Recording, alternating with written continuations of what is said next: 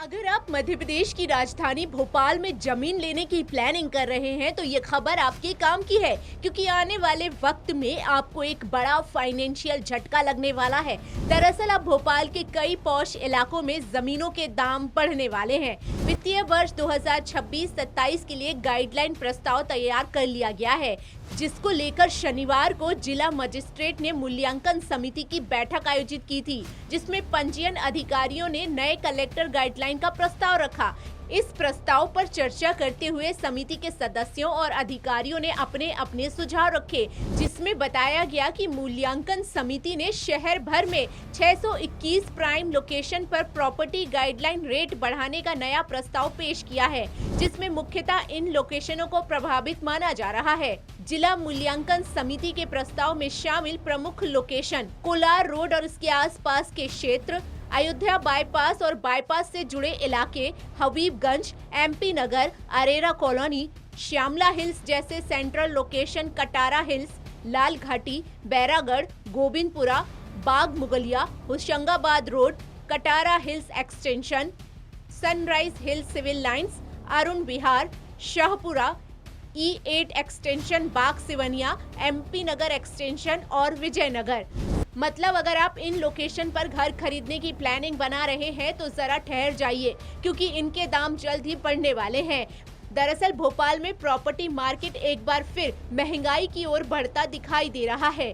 जिला मूल्यांकन समिति ने शहर के 621 जगहों पर प्रॉपर्टी के लिए गाइडलाइन रेट बढ़ाने का प्रस्ताव तैयार कर लिया है। अगर ये प्रस्ताव लागू होता है तो इससे रजिस्ट्रेशन और स्टाम्प ड्यूटी का खर्च सीधे तौर पर बढ़ जाएगा, जिससे आम लोगों के लिए घर, फ्लैट और प्लॉट खरीदना मुश्किल हो जाएगा। देखिए भोपाल से संवाददाता विनोद तिवारी की एक रिपोर्ट।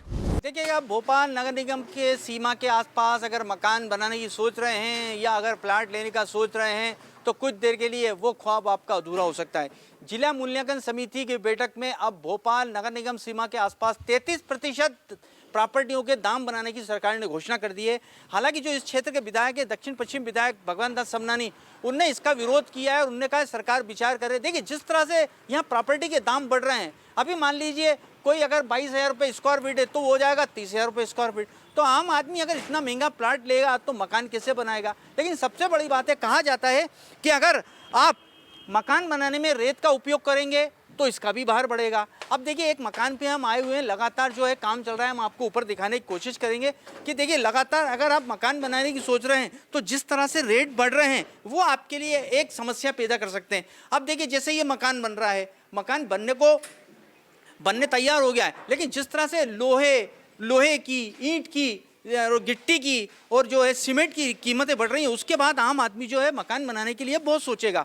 लेकिन देखिए, लगातार सरकार जो है रेट तो बढ़ाती जा रही है। जिले के रेट बढ़ रहे हैं, नगर निगम सीमा के आसपास 33% का रेट बढ़ रहा है। लेकिन सवाल ये है कि आदमी मकान बनाएगा कैसे। अगर मान लीजिए 12 से 15 लाख का प्लाट लेगा और उसको बनाने में क्या पूरी जीवन भर भी कमाई लगा देगा क्या। तो देखिए, अब जिस तरह से ये मकान बन रहे हैं, आप देखिए, कहने को तो बोला जाता है कि ईंट, सीमेंट, गिट्टी, रेत, इनसे मकान बनते हैं। लेकिन अब जिस तरह से प्रॉपर्टी के रेट नगर निगम सीमा के आसपास 33% बढ़ाने की बात हुई है, तो हम आम आदमी का जो मकान का सपना है वो चूर चूर हो जाएगा।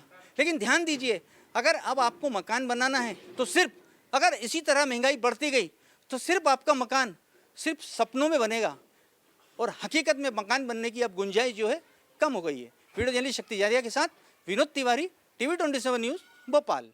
वहीं सरकार का मानना है कि गाइडलाइन रेट बाजार मूल्य के करीब लाने से काला धन रुकता है और राजस्व बढ़ता है, साथ ही रियल एस्टेट में पारदर्शिता आती है।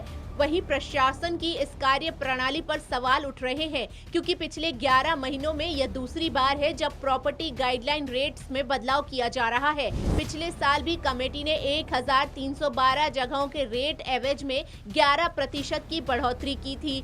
रेट में इस बढ़ोतरी की योजना ने अब इन्वेस्टर और आम लोगों के बीच चिंता बढ़ा दी है। ऐसे में जनप्रतिनिधियों ने नाराजगी भी जाहिर की है।